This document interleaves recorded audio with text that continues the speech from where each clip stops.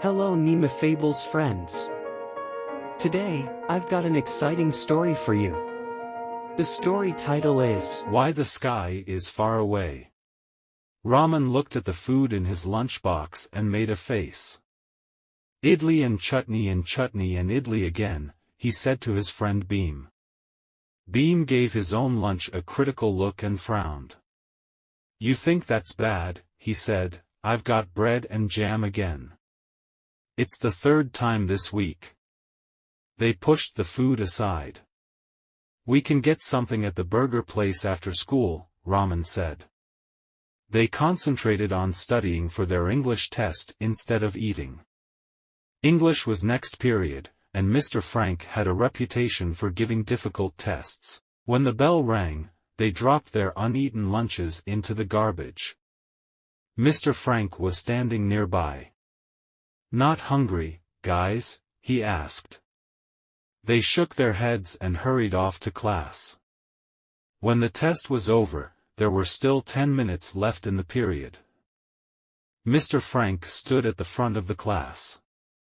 Before you leave today, he said, leaning against the desk, I'd like to share an old African folktale with you.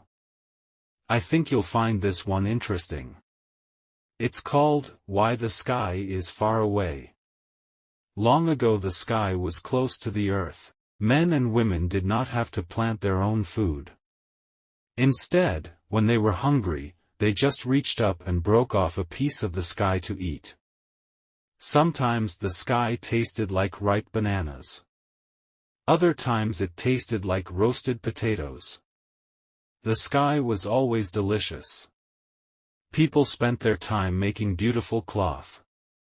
They painted beautiful pictures and sang songs at night. The Grand King, Oba, had a wonderful palace. His servants made beautiful shapes out of pieces of sky. Many people in the kingdom did not use the gift of the sky wisely. When they took more than they could eat, the sky became angry. Some people threw the extra pieces into the garbage. Early one morning the angry sky turned dark. Black clouds hung over the land and a great sky voice said to all the people, You are wasting my gift of food. Do not take more than you can eat. I don't want to see pieces of me in the garbage anymore or I will take my gift away. The king and the people trembled with fear. King Oba said, Let's be careful about how much food we take. For a long time, all the people were careful. But one man named Adami wasn't careful. At festival time, he took so many delicious pieces of sky that he couldn't eat them all. He knew he must not throw them away. He tried to give the pieces to his wife. Here, wife, Adami said. You eat the rest. I can't, Adami's wife said. I'm too full. Adami asked all his children to help him eat the delicious pieces of sky, but the children couldn't eat one more bite. So Adami decided to try to hide the pieces at the bottom of the garbage pile. Suddenly, the sky became angry and the clouds turned black. You have wasted my gift of food again, yelled the sky. This time I will go away so you cannot waste me anymore. All of the people cried, What will we eat? We might starve. The sky said, You will have to learn how to plant crops in the ground and hunt in the forests. If you work hard, you may learn not to waste the gifts of nature. Everyone watched as the sky sailed away. From that time on, they worked hard to grow their food and cook their meals. They always tried to remember not to waste the gifts of nature. The bell rang for the next period.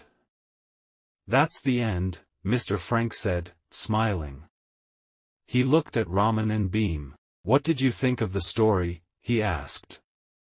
They slouched in their chairs and looked apologetic. We get the message, they said, smiling.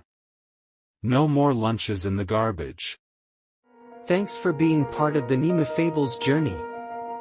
If you enjoyed the story, don't forget to give it a thumbs up and hit subscribe for more magical tales. Stay tuned for more magical tales on our channel. See you in the next video. Until then, take care and goodbye, NeemaFables fam.